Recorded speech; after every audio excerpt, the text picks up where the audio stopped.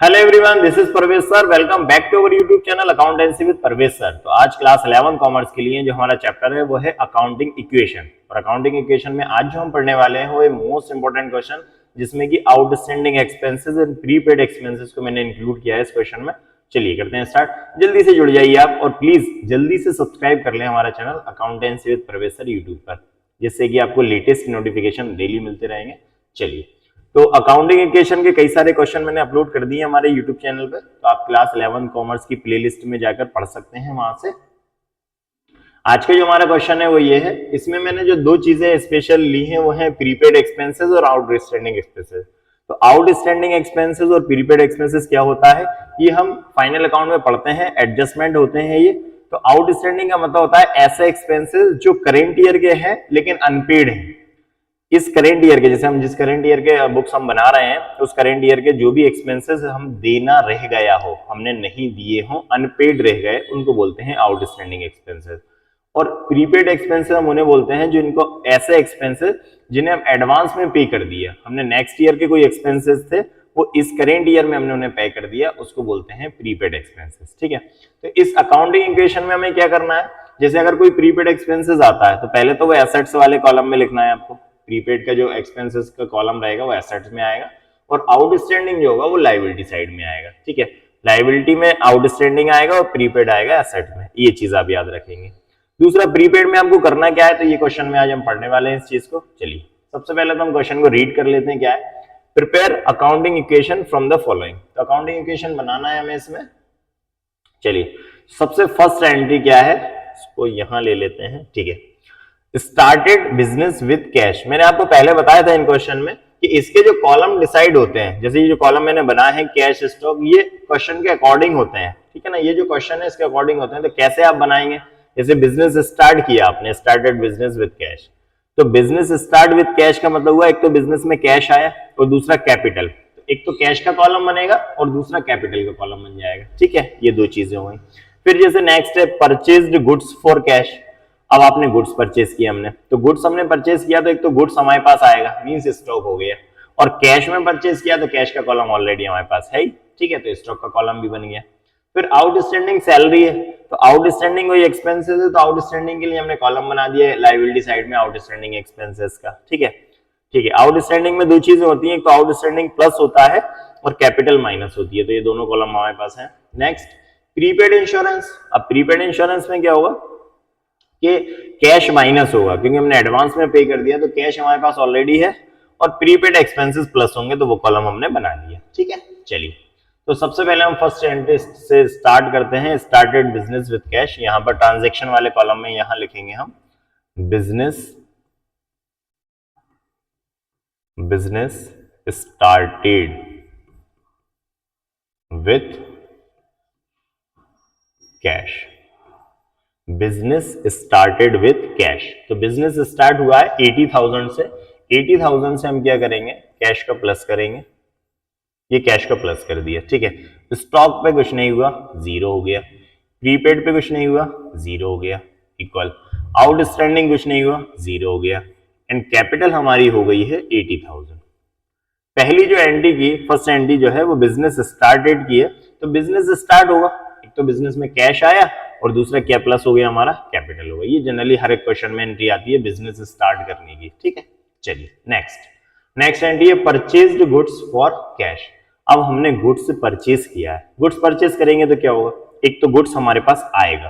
ठीक है, और कैश में परचेज किया है तो कैश हमारे पास से जाएगा, गुड्स आएगा, कैश जाएगा। जनरल एंट्री करें तो क्या होगी, purchase account debit to cash, goods आएगा और कैश जाएगा। तो नेक्स्ट एंट्री लिखेंगे हम यहां पर goods purchased by cash. Cash के द्वारा हमने गुड्स परचेज किया, तो गुड्स कितना है, 20,000 का है। 20,000 से एक तो हमारा कैश माइनस हो जाएगा, क्योंकि हमने गुड्स परचेज किया है कैश में, तो ये तो कैश हमारा माइनस हो गया 20,000। ठीक, प्लस स्टॉक प्लस हो जाएगा। स्टॉक कितने से प्लस हो जाएगा, 20,000 से, तो 20,000 से हमने स्टॉक को प्लस कर दिया। ठीक है, प्रीपेड में कुछ नहीं हुआ, जीरो। आउटस्टैंडिंग में कुछ नहीं हुआ, जीरो। एंड कैपिटल में कुछ नहीं हुआ, जीरो। कैश माइनस हुआ और स्टॉक प्लस हो गया। ठीक है, अब ये दो एंट्री हो गई। अब हम बनाएंगे न्यू इक्वेशन। तो यहां लिखेंगे हम न्यू, स्टार्टिंग में दो एंट्री के बाद आपको न्यू इक्वेशन बनाना है, फिर हर एक एंट्री के बाद न्यू इक्वेशन बनाना है। पहले शुरू में दो एंट्री होंगी, फिर न्यू इक्वेशन बनेगी, फिर हर एक एंट्री के बाद में। तो 80 में से 20 माइनस किया हमने, तो कितना आ गया 60,000।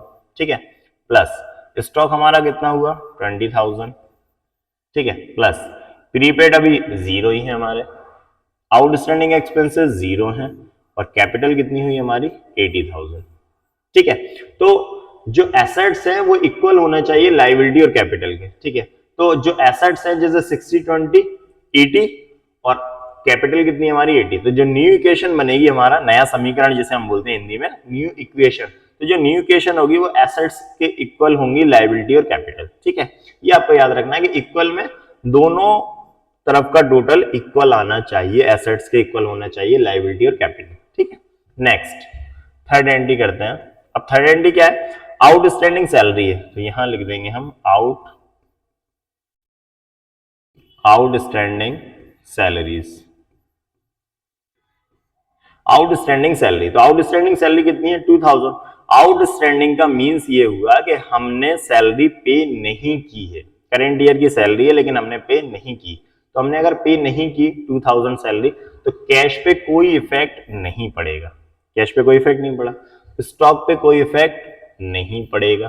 ठीक है, प्रीपेड पे कोई इफेक्ट नहीं पड़ेगा, ये तीनों जीरो हो गए। ठीक, आउटस्टैंडिंग प्लस हो जाएगा कितने से 2000 से, तो 2000 से हमने आउटस्टैंडिंग को प्लस कर लिया। ठीक है, और कैपिटल हमारी माइनस हो जाएगी 2000 से, तो कैपिटल को हमें माइनस करना है। ठीक है ना, आउटस्टैंडिंग प्लस हो गया और कैपिटल माइनस हो गई। ठीक है, अब हम फिर से न्यू इक्वेशन बना देंगे। यहां पे लिखते हैं हम न्यू इक्वेशन, न्यू इक्वेशन, तो ये हो गया आपका 60,000। ठीक है, प्लस स्टॉक 20,000,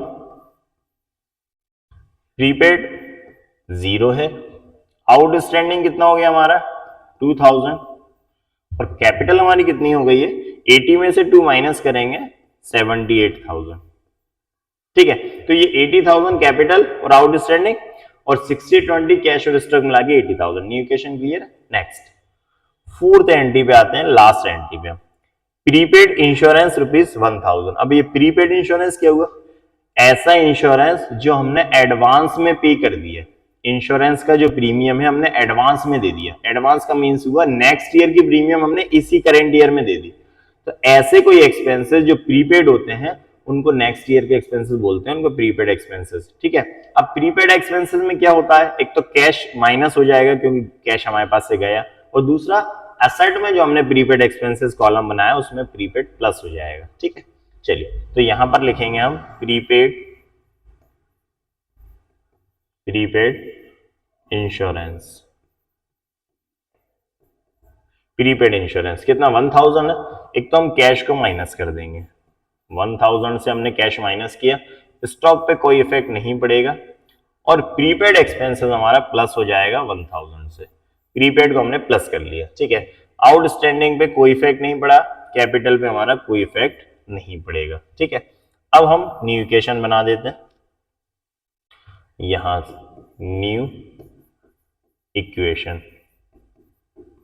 न्यू इक्वेशन, तो न्यू इक्वेशन में क्या करेंगे, 60,000 में से 1000 माइनस हुआ, कितना आया 59,000, तो कैश हमारा हो गया 59,000, प्लस स्टॉक कितना 20,000। ठीक है, प्रीपेड कितना 1000। ठीक है, आउटस्टैंडिंग 2000 प्लस, और कैपिटल कितनी 78,000।